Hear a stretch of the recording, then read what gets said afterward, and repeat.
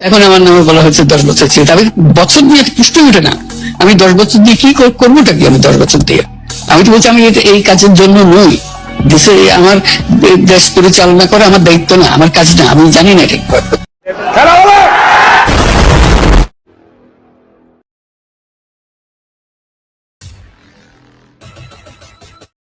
নমস্কার, আমি কৃষ্ণপদ অধিকারী। আমার ছোট্ট একটা ইউটিউব চ্যানেল আছে, চ্যানেলটার নাম don't care, Facebook page Krishna Krishna. আমি আজকে যে বিষয় নিয়ে কথা বলবো, এই গণ্ড মূর্খ বাংলাদেশে ইউনূস সরকার একটা রাজাকার, সুদখোর এবং একটা জিহাদি, সেই জায়গায় দাঁড়িয়ে আমি যে তথ্য এবং যে শব্দগুলো ব্যবহার করলাম তার যথেষ্ট প্রমাণ দেওয়ার জন্য আমার এই ভিডিওটা। আপনারা বলুন যে ইতিহাস যদি কেউ মুছে দিতে চায় এবং সত্যকে কেউ যদি আড়াল করতে চায় তাকে কি বলা হয়, সমাজের মাধ্যমে কি বলা হয় আমি জানি না, কিন্তু এই মূর্খ এবং এই মূর্খতার যে পরিচয় পাওয়া গেল, সেখানে দাঁড়িয়ে আমরাও বলতে চাই যে আপনি যত বড় মূর্খতা করেন না কেন আর যত বড় ভারত বিরোধী কাজকর্মের সঙ্গে যুক্ত থাকেন না কেন, আমরা আপনাকে চরম শিক্ষা দেব, এটাই আমাকে অঙ্গীকার। কারণ আপনার এই কথা এবং আপনার এই ভাষার সঙ্গে আমরা যে বলেছি যে ভারত বিরোধী কর্মের মধ্যে থেকে আপনারা দূরে থাকুন, তা না হলে ভবিষ্যতে আপনাদের অবস্থা এবং আপনাদের হাল কি হবে এটাও আপনারা জানেন না।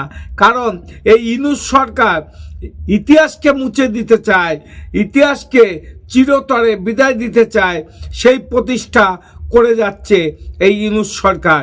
যদি বিশ্বাস না হয় তাহলে আমার ভিডিওটা দেখুন, দেখলে পরে বুঝতে পারবেন এ কত বড় একটা স্বৈরাচারী এবং কত বড় একটা রাজাকারের বংশধর কিনা জানি না।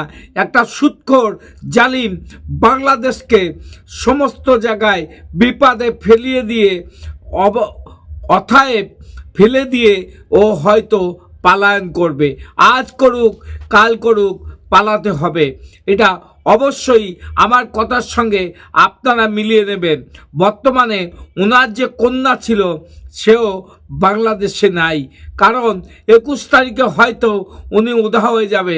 কিন্তু উধাও হয়ে গেলেও বাংলাদেশের জনগণকে যে বিপদের মধ্যে ফিরিয়ে গেল এবং রেখে গেল, সেই বিপদ থেকে বাংলাদেশের জনগণ কিভাবে উদ্ধার হবে আমি জানি না।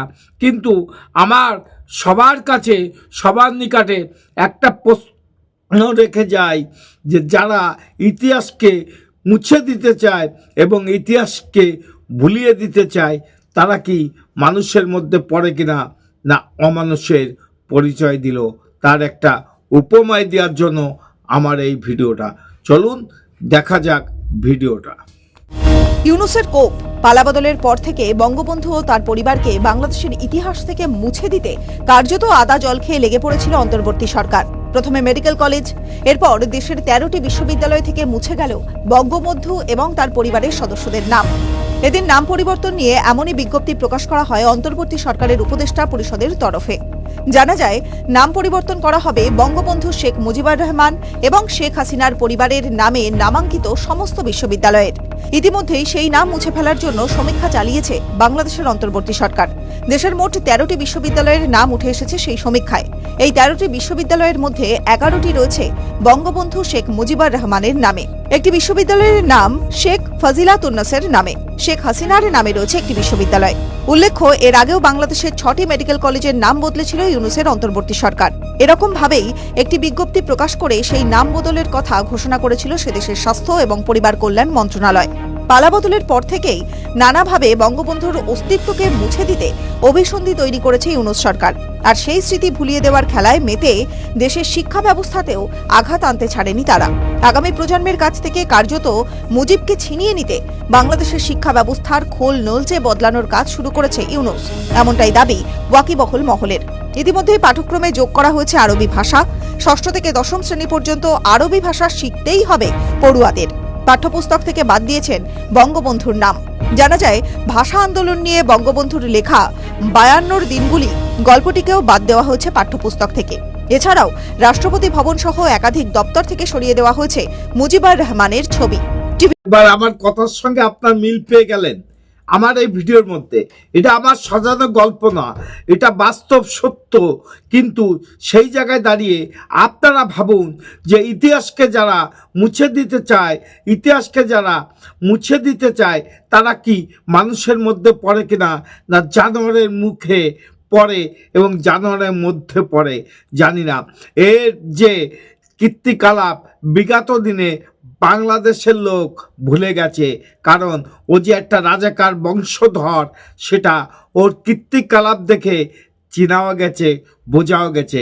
কারণ একটা সুদখোর একটা মানুষের, বাংলাদেশের মানুষকে যেখানে সর্বশান্ত করে দিয়ে চলে যায় পালিয়ে, সেখানে দাঁড়িয়ে তার সমস্ত কেস যেভাবে লোপাট করা হলো এবং মুক্তি দেওয়া হলো, প্রশ্ন তো রাখতেই পারি আমরা সাধারণ জনগণ, একই মানুষ না দানব?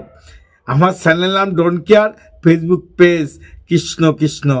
আমার ভিডিওটা যদি ভালো লাগে লাইক শেয়ার কমেন্ট করবেন এবং আগামী দিনে একটু আশীর্বাদ করবেন, যাতে করে আপনাদের কাছে আপনাদের মাধ্যমে আপনাদের সঙ্গে থাকতে পারি।